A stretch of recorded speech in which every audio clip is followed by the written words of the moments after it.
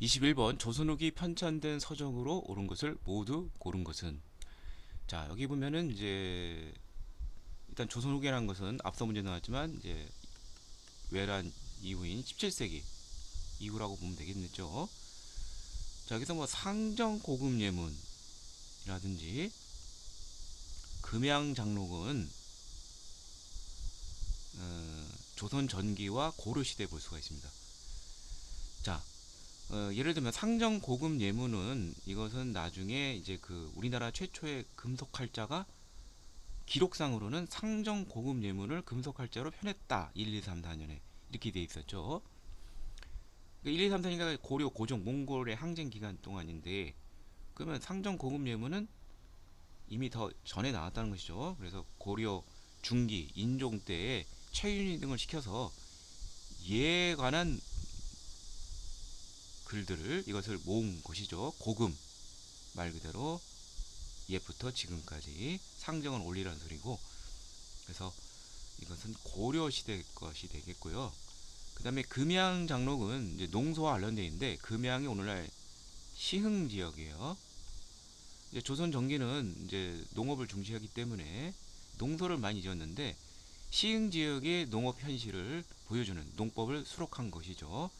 조선 전기 성종 때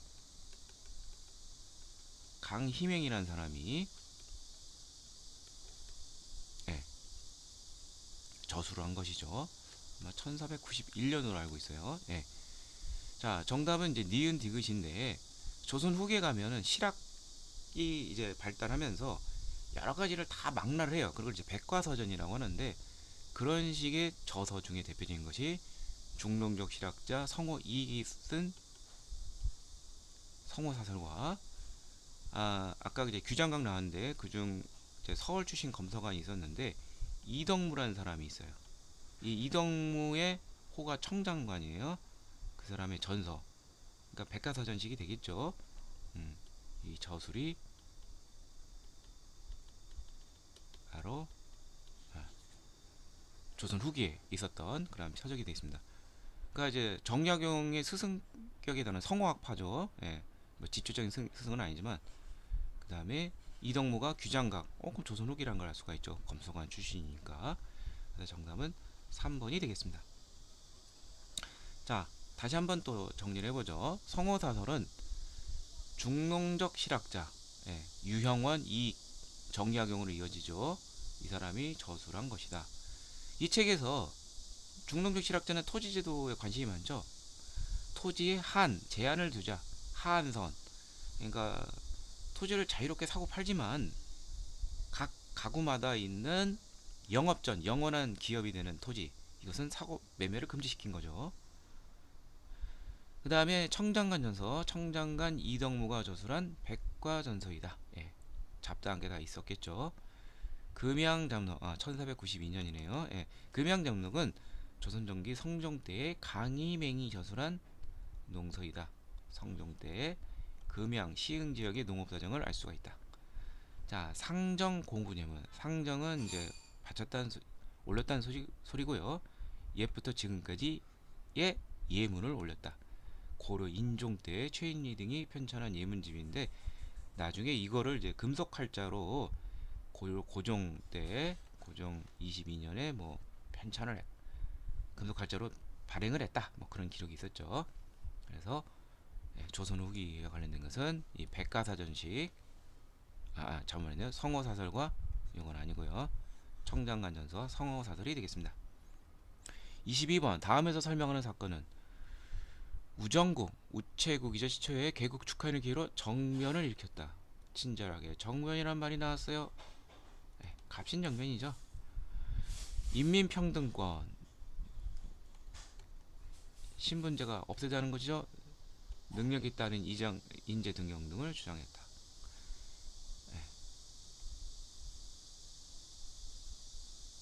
해상공국, 이거는 이제 그 보부상들이 개항 이후 특권을 많이 받는데 이걸 왜 주느냐, 이걸 폐지하고 자유로운 상업 발전을 꾀했다. 예, 개혁정강 14조에 나오는데 이게 바로 급제인 계합파가 주도해서 일으킨 갑신정변이 되겠습니다. 자, 이게 1884년에 있었던 일인데요. 자, 이거는 무슨 일이냐면은, 자, 강화도 조약으로 1876년 개항을 했어요. 그래서 일본이 이제 주도권을 갖고 우리나라 경제를 쥐락펴락했죠. 자, 청은 당시 외세에 시달리다가 드디어 조선에서 만회할 수 있는 기회를 잡았는데, 그게 바로 이모군란이죠. 이때 청의 원군 요청을 받아서 청이 진압을 하고, 청 군대가 주전을 하고 어, 압력을 많이 가했죠. 그래서 당시 집권 세력인 민씨 척족 세력들이 친청 4대 정책으로 되면서, 원래 개화 정책을 추진했는데 일본을 모델로 하는 급진개화파들은 이 청을 모델로 하는 그 온건개화파들, 민씨 척족들이 굉장히 불만이 많죠. 그래서 이렇게 해서는 안 되겠다. 일본을 모델 케이스로 해서 메이지 유신처럼 이 친청 4대 세력을 제거하는 정변을 일으킨 것이죠. 일본의 군사적 도움을 받았죠. 그런데 또다시 민비의 청원군 요청에 의해서 3일 만에 진압이 됐습니다. 자, 다시 한번 하지만 그 갑신정변은 급진개화파, 빨리 제도 개혁을 해야 된다. 대표적인 사람은 김옥균, 박영효, 서재필 등등인데, 이들이 주도를 했죠. 너무 서둘러서 이제 실패를 했죠. 민중의 지지를 못 받은 게 한계죠. 자, 나머지 보도록 하죠. 백오인 사건은 1911년 있었던 일인데, 이제 대한제국 말 이제 일제에서 주권이 침해되면서 주권을 이제 회복하기 위한 이제 실력을 기르자는 이제 애국 계몽 등이 있었는데, 그 중에서 비밀 결사 단체가 있어요. 그게 바로 신민회라는 단체가 되는데, 이 신민회의 구성원들이 대부분이 안창호 등등 서북 지역, 평안, 한경도 지역의 기독교 인사들인데, 자, 이 신민회를 이제 엮은 사건이 있어요. 그게 바로 한 병합 이후에 데라우치 총독 암살 미수 사건이 있었어요. 자, 여기에 이제 그 바로 관련이 있다. 이 신민회 회원들이. 그래서 그걸 이제 안악 사건이라고 하는데, 안악이라는 게 이제 황해도 지역이죠.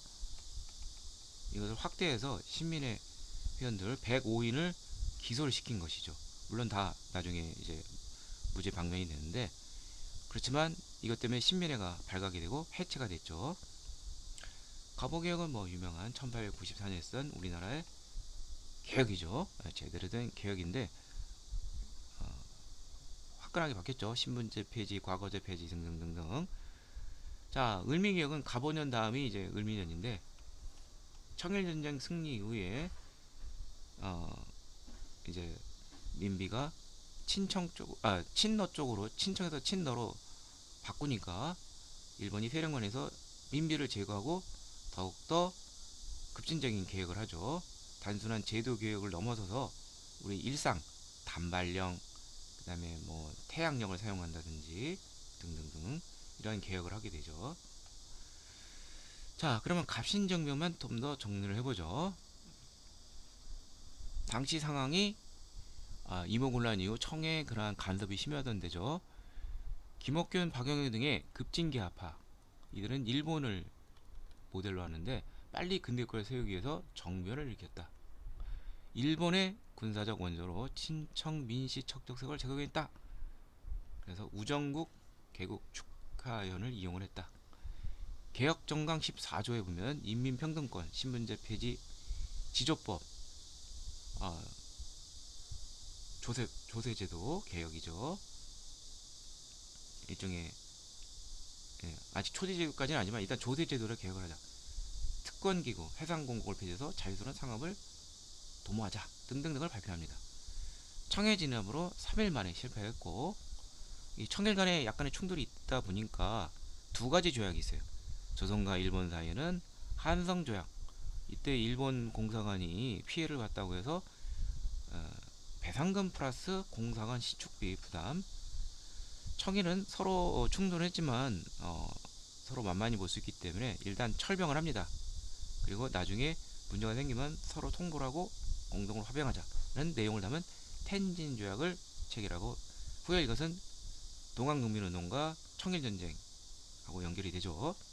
자, 이렇게 가신정변을 정리해봤습니다. 23번 조선 영조대에 편찬된 법전은, 자, 조선은 법전에 입각한 통치를 했죠. 예, 바로 경국대전을 스타트로 해서 시간이 흐르면 법령에 좀 손을 볼 필요가 있는데, 그 다음에 영조 성종 때 경국대전을 마련하고, 그 다음에 영조 때 속대전, 그 다음에 다음 왕인 정조 때 대전 통편, 그리고 마지막 고종 흥선대원군 개혁 때 대전회통, 이렇게 개편이 됩니다. 자, 경국대전은 1485년에 완성되고 반포된 해죠. 유교 통치와 관련되어 있는데, 아무튼 이게 육전 2호의 병영공 육전 체제에 한 법전이죠. 그래서 영조 때 좀 손을 봐야 될 거를 추가를 하죠. 이게 속대전이고, 또다시 또 필요한 게 있어서 정조 때 대전 통편, 그다음에 마지막으로 최후로 대전 회통인데, 외우는 선은 뭐 경국대전만 알면은 속편이 필요하다. 그 다음에 대전자가 나오면서 순서는 티읕 다음이 히읗이니까 통이 먼저고 회가 다음이다. 이렇게 이해하시면 좋을 것 같습니다. 자, 다시 한번 정리해보죠. 법전의 연대기. 경국대전은 이미 세조 때 시작을 했지만 완성을 못 봤죠. 세조 때. 성종 때 완성이 반포되었다. 2호의 병영공 육전체제 극한 조선의 기본 법전이다. 영조 때 속대전, 정조 때 대전, 티읕, 통편, 고종 흥선대원군 때 대전 회통, 이렇게 이해하시면 되겠습니다. 24번 다음에서 설명하는 신문은, 자, 근대신문 개항 이후에 나오죠. 최초의 신문은 이제 그 한성 순보, 이 순이라는 게 이제 그 열흘마다 발행하는 것이죠. 일부도 아니고 이게 최초죠. 1883년 관보예요. 정부 홍보에 필요한, 그리고 한문으로 쓰였겠죠. 자, 근데 요 신문은 국한문 혼용체를 사용했으며 장지연의 시일야 방송되고 이란을 목놓을 날이다. 을사조약을 비판한 그런 신문이죠. 자, 요 신문은 황성신문이 되겠습니다. 요 황성신문은 바로 위에 있는 제국신문하고 비슷하면서도 이제 상반된 게 좀 있어요. 둘이 1898년에서 1910년 한일 병합으로 이제 다 끝나는데, 요거는 한글이에요. 순 한글. 이거는 국한문 혼용이고, 그러다 보니까 이거는 이제 서민이라든지 부녀자들이 쉽게 읽을 수가 있고, 이것은 양반, 유림 뭐 이런 사람들을 대상으로 했다. 이렇게 이해하시면 돼요. 그리고 이제 황성신문에서는 이제 중요한 것이 이 장지연의 시일야 방송되고, 요거 을사조약 비판, 요걸 꼭 알아두시면 되겠고요. 독립신문은 최초의 민간신문이죠. 한성신문은 방문국 정부에도 발간했죠. 근데 요거는 최초의 순 한글 신문이에요. 또한 외국인도 읽을 수 있도록 영문판도 발행을 했습니다. 최초의 민간신문 한글신문. 영문판도 있었다. 대한매일신문은 외국인이 그 신문 발행과 관련이 되어 있어요. 영국인 베델이 양기탁, 애국계몽 운동가인 양기탁 등과 결탁을 해서 신민의 회원이죠. 발행한 신문인데, 이거는 이제 일종의 항일 언론인의 대표적인 것이다. 의병 기사도 많지만 을사조약의 어떤 비판하는 뭐 그런 내용이라든지 무효 이걸 알리는 내용, 그 다음에 국제보상운동의 중심이 된 또 신분이기도 하죠. 예. 자, 그러면 신문 한번, 근대신문 정리해보죠. 동기신문 최초의 민간신문이다. 독립협회를 설립한 서재필이 발행을 했다. 최초의 또한 한글신문이다. 영문판도 발행했다. 제국신문 이종일이 한글로 발행한 신문이고 한글을 읽을 대상인 서민 부녀자 대상이다. 황성신문 남궁옥, 나수연 등이 참가했고 국한문 혼용체다. 한문도 있었죠. 양반 유림 대상이고 장지연의 을사조약을 비판한 시일야 방성대고로 유명하다. 대한매일신보 영국인 베델이 양키탁과 발행을 했는데 함께 가장 항일 논조가 세다. 의병보도, 국제보상운동 주독 이런 것 등을 생각하시면 되겠습니다. 25번 김영삼 대통령 집권 시기에 관한 설명으로 옳은 것은 자, 김영삼 대통령은 1993년에서 1998년 이때 이제 집권을 했는데 이제 민주화 1987년 민주화 이후에 지금 헌법 민주화된 헌법이지만 노태우 정부 군인 출신이에요. 그러니까 민주화된 시대는 맞지만 여전히 대통령이 군인이다 보니까 좀 한계가 있었죠. 근데 이제 김영삼 대통령은 진짜 민간인 신분으로서 대통령이 된 사람이죠. 예. 그래서 여러 가지 개혁 정책을 많이 했어요. 예. 그런데 안타깝게도 이제 말년에 IMF 구제금융으로 굉장히 좀 위기도 많았고 또 사고도 많아서 욕을 좀 많이 먹은 대통령이기도 하죠. 개혁을 하려는 노력은 강했지만 자, 이 사람의 이제 개혁과 관련돼서 꼭 알아야 될 것이 금융실명제라는 게 있습니다. 그전에는 뭐 차명으로 해서 재산 이런 것이 불투명했었죠. 부정부패 척결에 노력을 했습니다. 네. 또 이 사람의 이제 뭐 주요 중에 이제 지방자치제를 전면 실시했다. 뭐 굵직한 건 많이 했어요. 네. 또 역사 바로 세우기 운동이라 가지고 뭐 전두환 노태우의 뭐 12.12 군사반란 5.18 이거를 민주화운동으로 승격한다든지 예. 근데 이제 한계가 되는 게 뭐냐 자 OECD 경제협력개발기구에 좀 성급한데도 가입을 했어요. 그 다음에 IMF 구제금융을 맡게 되죠. 그 다음에 샴페인을 너무 일찍 터뜨렸죠. 자, 정답은 4번이고 부정부패 척결 노력은 많이 했다.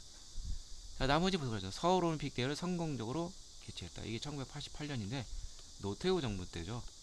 유치한 건 그 전 대통령인 전두환입니다. 소련, 중국 등과 국교를 맺는 공산권, 구공산권과 외교를 맺는 북방정책 추진했다.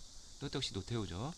1990년, 1992년 소련, 중국 평화통일 원칙에 합의한 7.4 남북공동선언 1972년이 있었던 일이고 최초간의 남북과 합의 문서죠. 박정희 대통령 때죠. 자, 김영삼 정부 다시 한번 정리해보면 문민정부, 군인이 아닌 민간인 민민정부고 개혁정치에서 굵직한 거 금융실명제 또 지방자치제 전면 실시 이 두 개 꼭 알아두시고요. 역사 바로 세우기 운동 12.12 내란 처벌 5.18 민주화운동 승격 경제협력개발기구에 가입을 했다. IMF 금융경제위기 경제적인 거 이런 거 잘 알아두시기를 바랍니다. 자, 이상으로 2024년도 관광통역안내사 시험의 국사 부분의 해설을 모두 마치도록 하겠습니다.